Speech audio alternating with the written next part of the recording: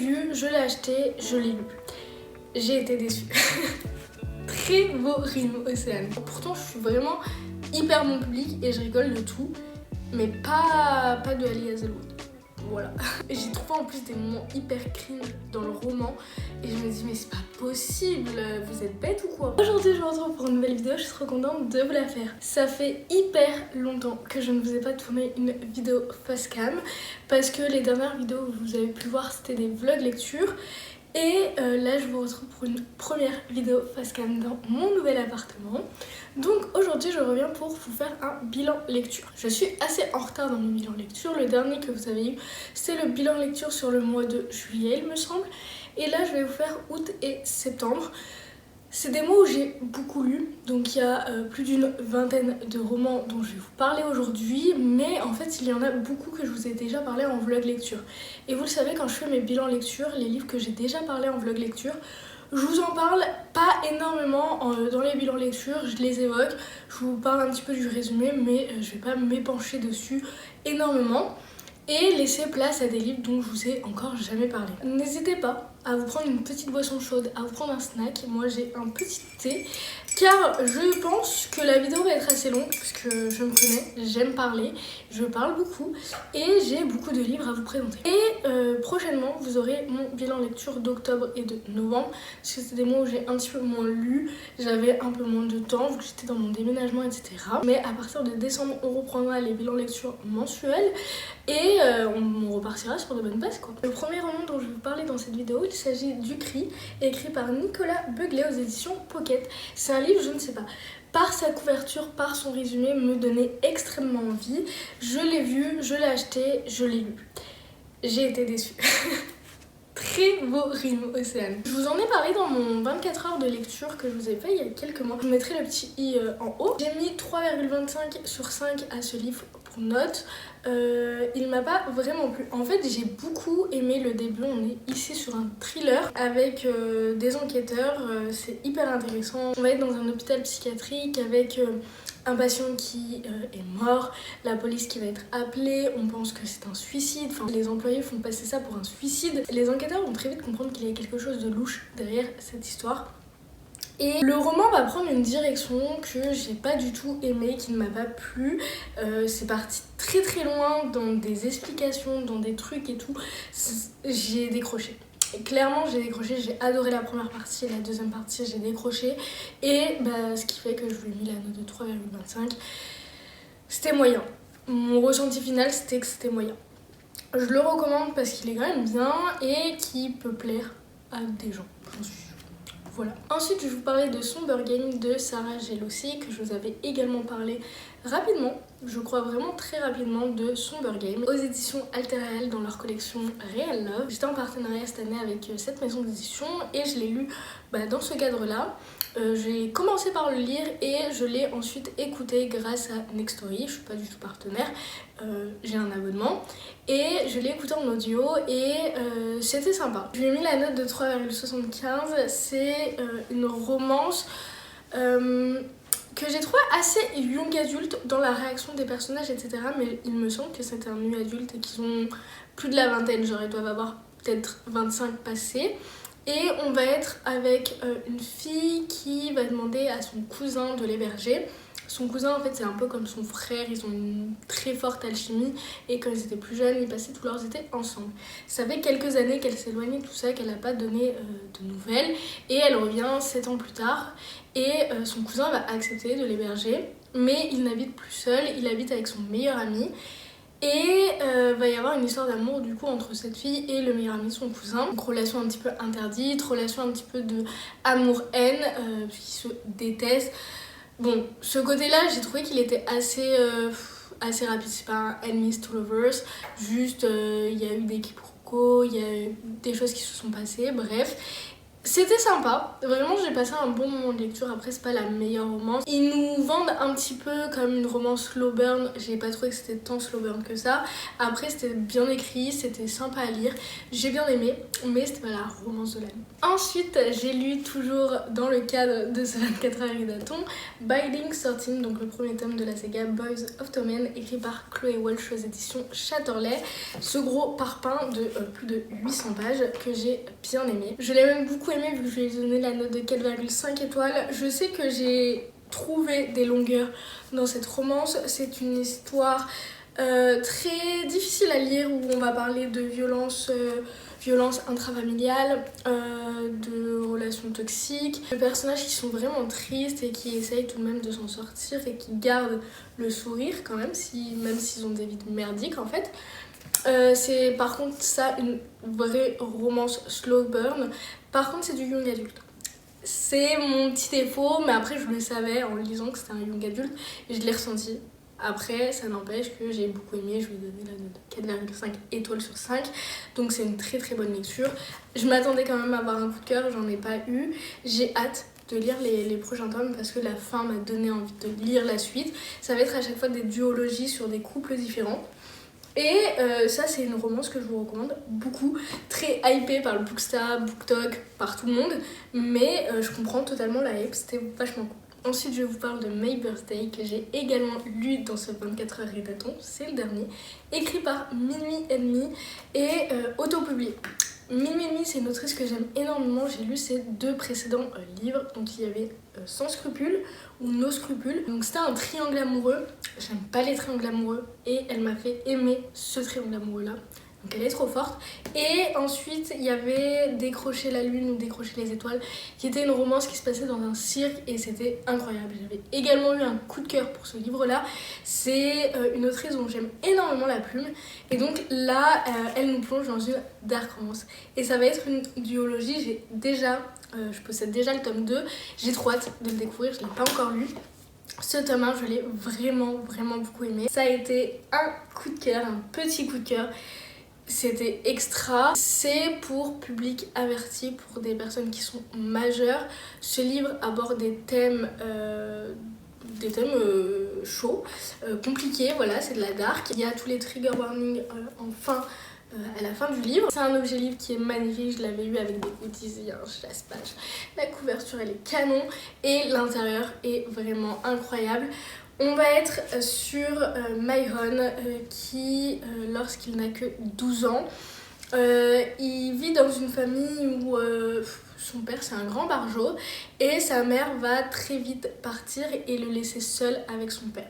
Son père, à partir de ses 12 ans, va l'amener à chaque anniversaire de Myron dans une petite cabane au fond du jardin et chaque année il y aura une nouvelle fille. Ces filles seront appelées les Lily et elles ont toutes les mêmes caractéristiques. C'est des filles soumises, blondes, minces, petites, etc., jeunes. Et elles vont subir, toutes ces filles, des sévices pendant toute l'année, pendant des mois. Et c'est comme ça chaque année. Et Myron en fait est habitué à ça et ne connaît que ça. Il n'a jamais eu une vie normale. Et il va quand même à l'école. Il a un seul ami à qui il peut pas tout lui dire parce qu'il sait quand même que c'est mal ce qui se passe dans sa maison. Mais il n'a pas trop le choix en fait. Le jour de ses 18 ans, son père ne lui offre pas de nouvelle fille et pour Myron c'est bizarre, il se demande mais mon père m'a-t-il oublié? Et son père va lui dire bon cette année tu es grand, c'est toi qui vas nous ramener une nouvelle Lily à la maison et voilà tu vas t'offrir toi-même ton cadeau quoi. Myron il est un peu choqué au début et ça va être cette histoire. J'ai pas envie de vous en dire plus parce qu'il se passe énormément de choses, c'est très psychologique, c'est hyper intéressant, c'est fou et j'ai trop hâte de lire le tome 2.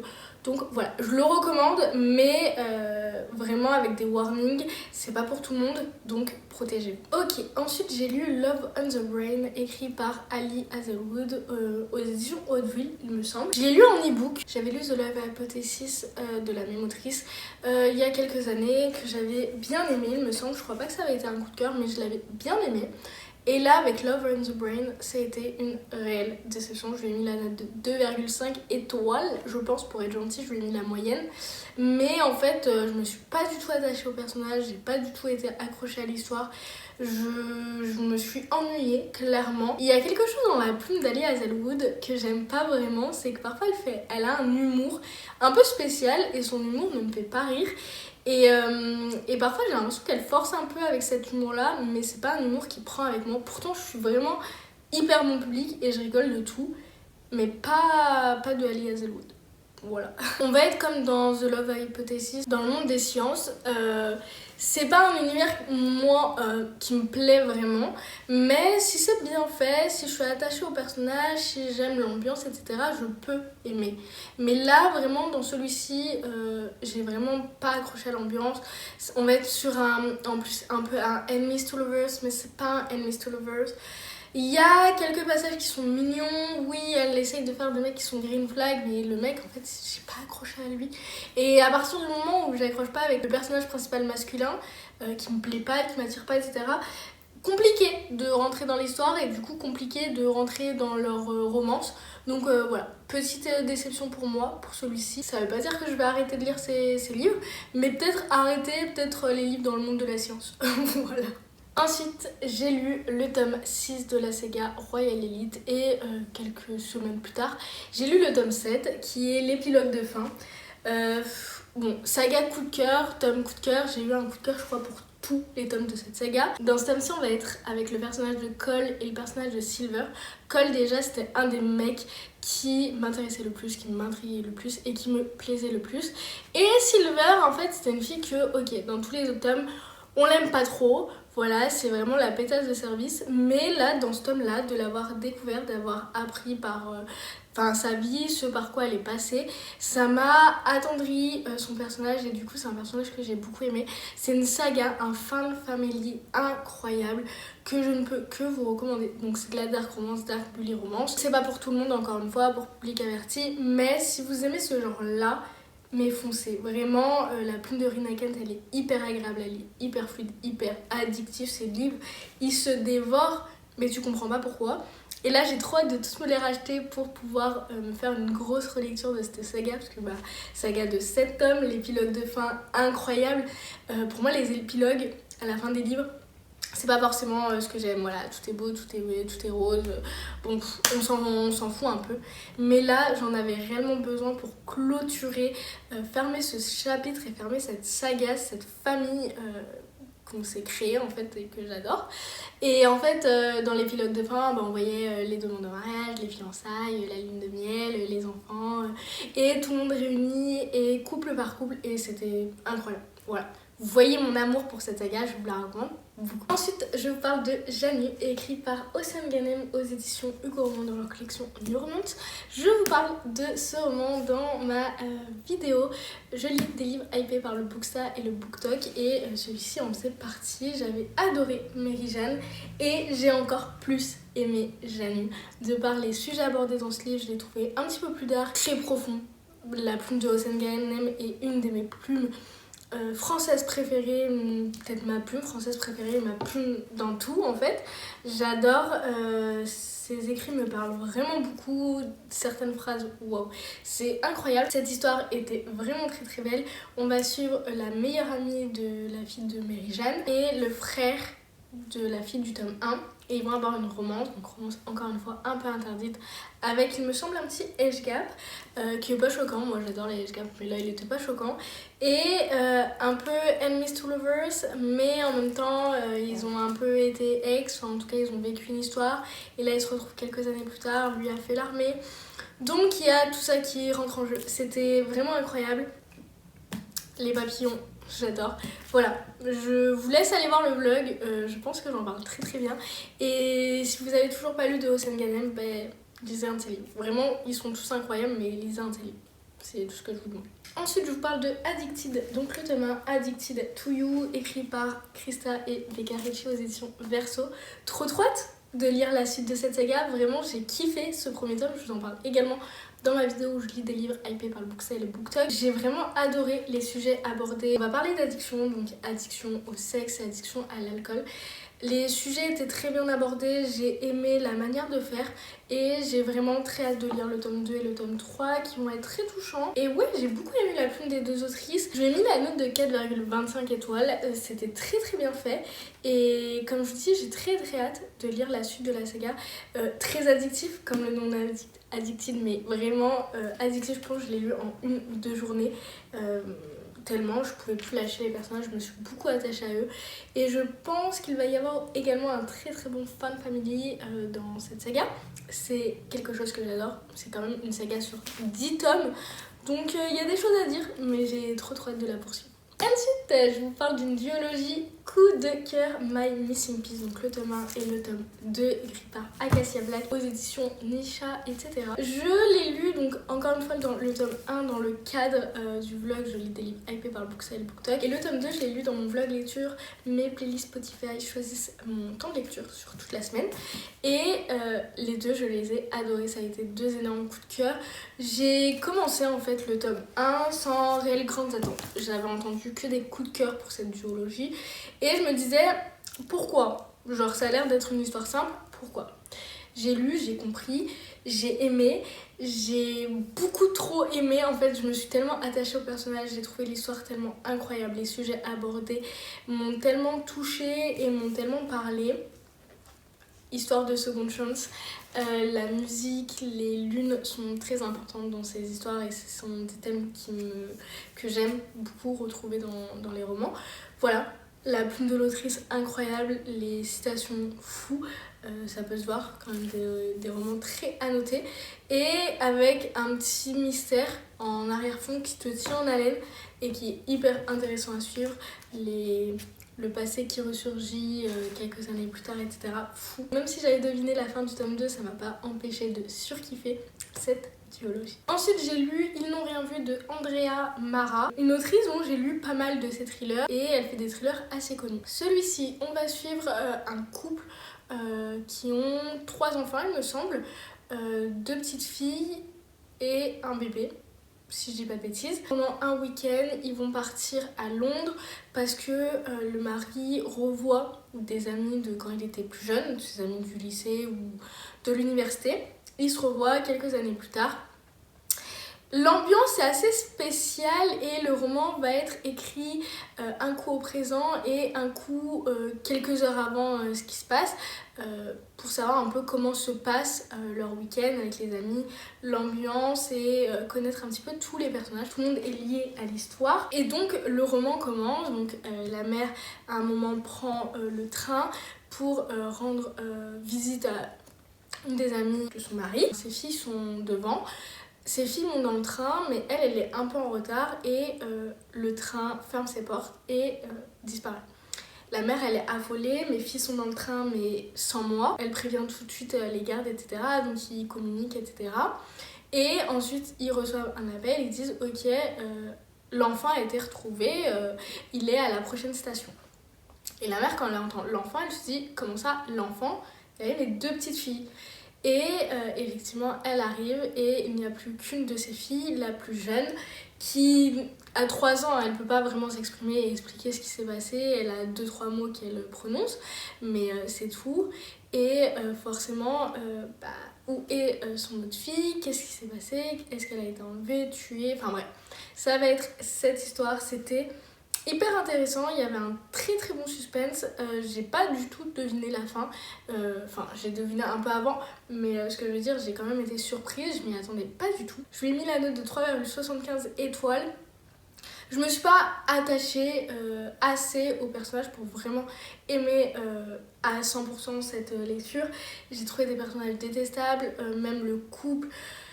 À part la mère, le mari je l'aimais pas et parfois c'était un peu frustrant d'avoir un chapitre au présent et après on revenait au passé puis on repartait au présent. Enfin parfois c'était un peu frustrant quand il se passait un truc, t'avais envie de savoir tout de suite et non, changer de temporalité.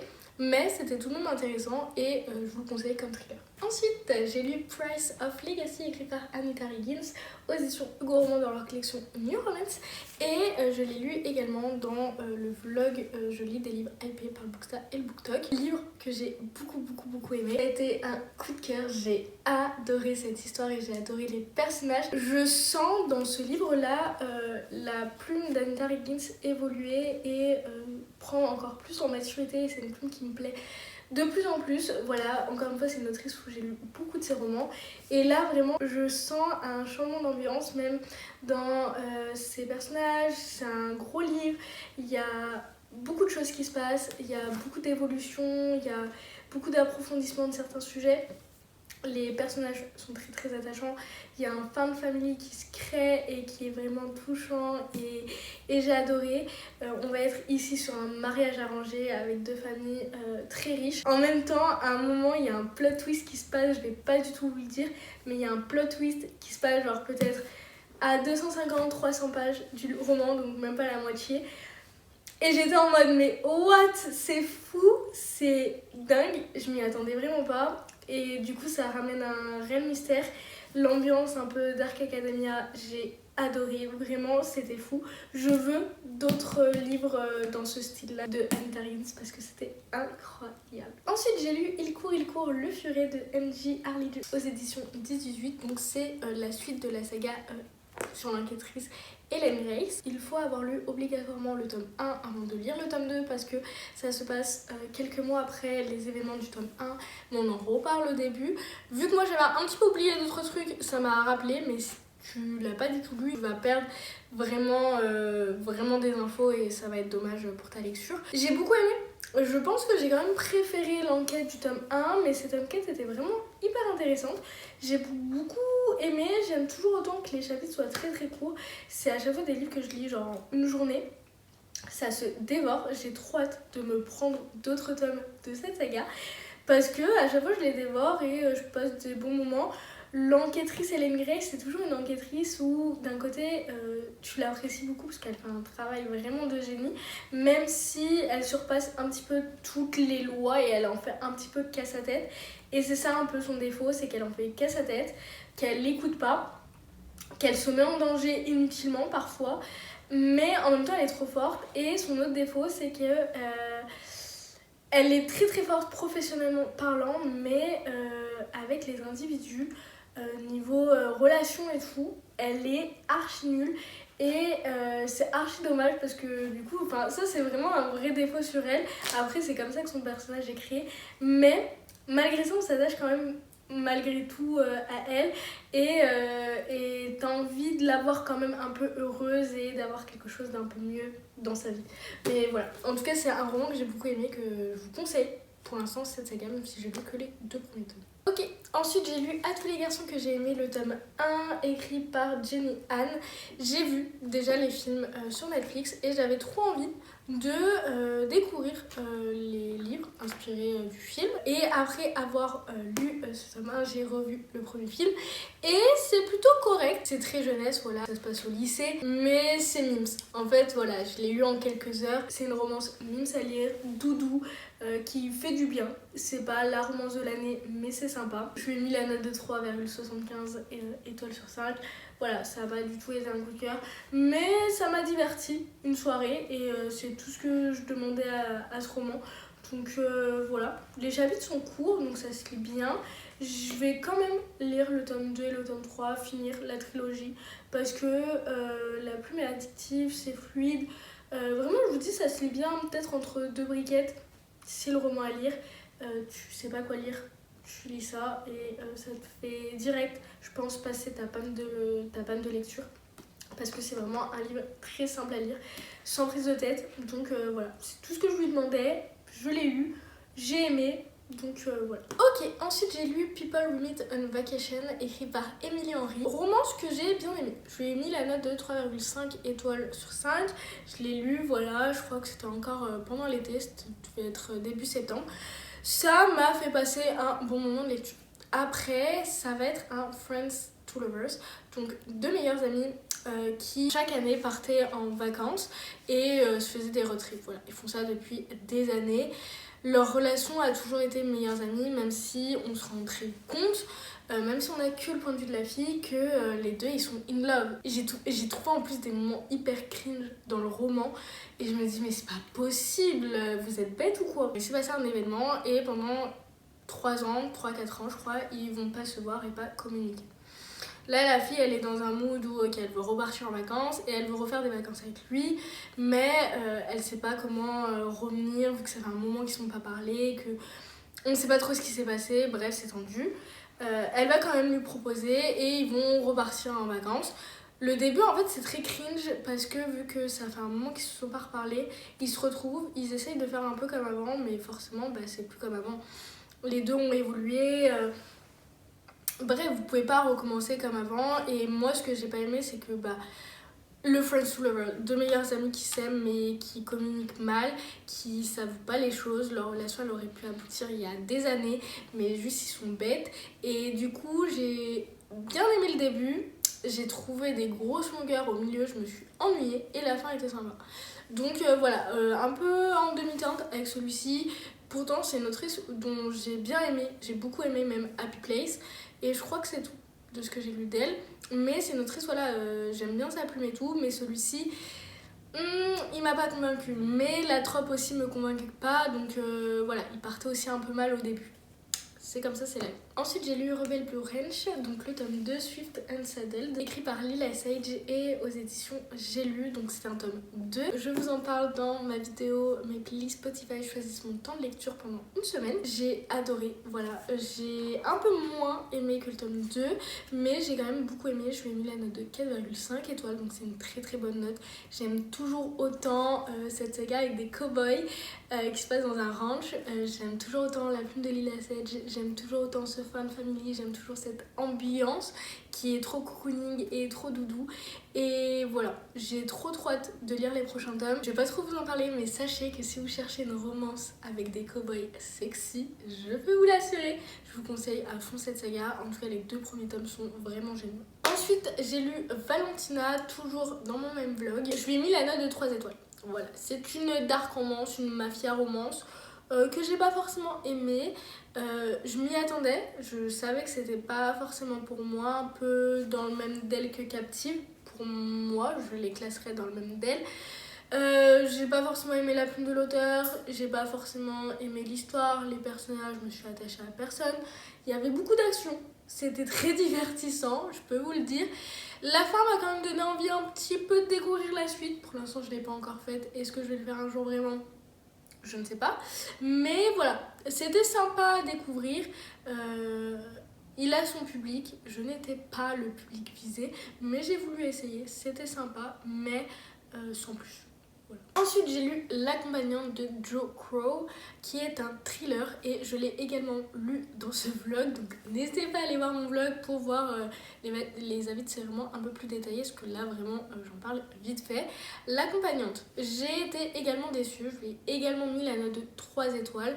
Un thriller sympa, vraiment sur le papier, il avait tout pour me plaire, le résumé était intéressant, le début était vraiment cool, la plume, le suspense et tout était présent, c'est juste que c'était mal fait dans les plot twists, dans les révélations. À chaque fois, soit je devinais, soit c'était amené, mais pas comme un plot twist ou une révélation de fou, donc tu prenais l'info en mode « Ah ok ».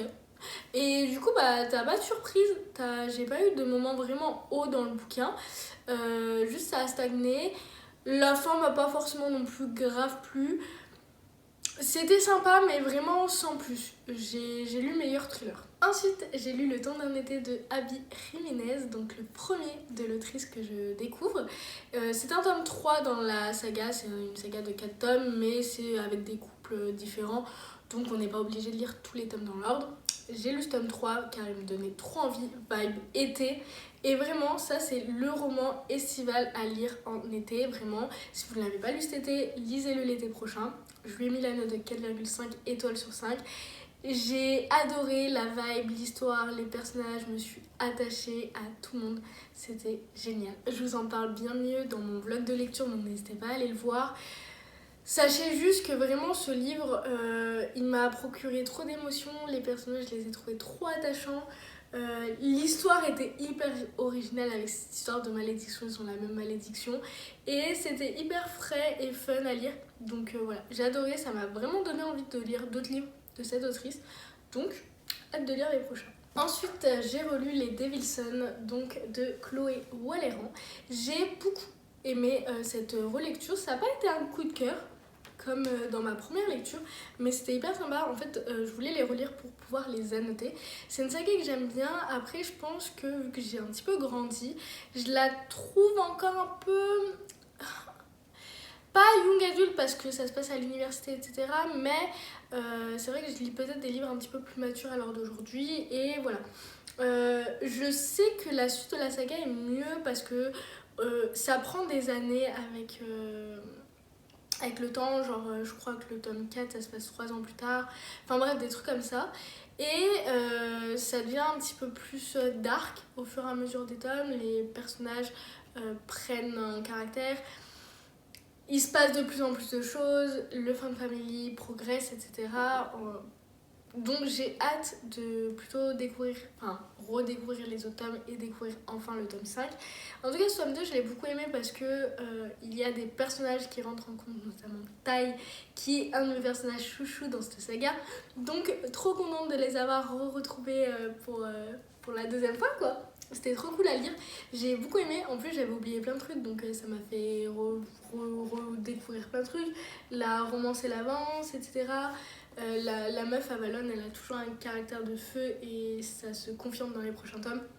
Donc trop hâte de lire les prochains tomes. Ensuite, j'ai lu Toutes ces fautes de Andrea Mara. Je vous en parlais tout à l'heure de cette autrice. Et là, j'ai lu donc Toutes ces fautes. Je lui ai mis la note de 4,25 étoiles. Je l'ai beaucoup plus aimé que l'autre. Et c'était un thriller trop bien à lire. On va suivre une jeune femme qui a un enfant qui s'appelle Milo. Et donc là, c'est 18h. Elle va le chercher chez une des mamans de l'école parce qu'elles se sont arrangées entre elles par message pour que Milo puisse aller chez elle pour jouer avec ses enfants, son enfant. Donc elle y va, elle sonne à la porte et là il y a une femme qui lui ouvre, qui n'est pas la femme qu'elle a vue quand elles se sont arrangées, parce qu'elles s'étaient déjà rencontrées avant de s'envoyer des messages, et c'est pas elle. Et donc elle lui dit bonjour, je viens chercher mon fils, et la femme elle lui dit bah votre fils il est pas ici, vous vous trompez de logement. Elle lui dit si regardez l'adresse, effectivement c'est mon adresse, mais votre enfant il est pas chez moi. Et voilà, on va partir sur cette disparition d'enfant. J'ai adoré, on va avoir le point de vue de 4 femmes il me semble, et voilà. Les 4 femmes sont suspectes, on se pose des questions, qu'est-ce qui s'est passé, où est l'enfant, avec qui elle a discuté, pourquoi c'est pas la bonne adresse, bref, il va se passer plein de choses, c'était trop bien. J'ai pas du tout deviné la fin, donc j'ai été archi surprise par les plot twists. J'ai kiffé, vraiment celui-ci, je vous le conseille beaucoup. Ensuite, j'ai lu The Problem with Dating de BCC. Donc, je me suis enfin plongée dans le premier tome de cette trilogie. Donc, on va suivre 3 sœurs. On va être sur des small towns, donc j'adore ça. Et on va être sur des personnages noirs, ce qui est vraiment hyper bien. On aime se sentir représenté dans les romances. On va être sur un fake dating avec 2 personnages qui au début ne se supportent pas du tout. Et on va être sur un mec qui est vraiment green flag, ça on adore. Et des personnages attachants, une romance qui prend son temps. On est dans une small town, donc dans une petite ville, tout le monde se connaît, etc. J'ai adoré cette ambiance-là. On découvre les sœurs qu'on va découvrir dans les prochains tomes. Elles m'ont trop plu, j'ai trop hâte de voir la dynamique familiale, tout ce fan family se construire. En tout cas, ce premier tome m'a beaucoup plu. Cette romance, elle change un petit peu des livres de BCC. BCC, c'est une de mes autrices préférées et elle a l'habitude d'écrire sur des thèmes qui sont très touchants, des thèmes qui vont te faire pleurer et des thèmes très profonds où voilà, elle rentre dans le psychologique, etc. Et moi, j'adore ce genre de roman. Et là, on est vraiment sur une romance small town, toute fluide, toute mignonne, toute douce, où il se passe peu de choses. Voilà, on est dans le quotidien de ces personnages. Et j'ai adoré, et elle te le dit au début, voilà, j'ai essayé de changer, je fais ci, ça.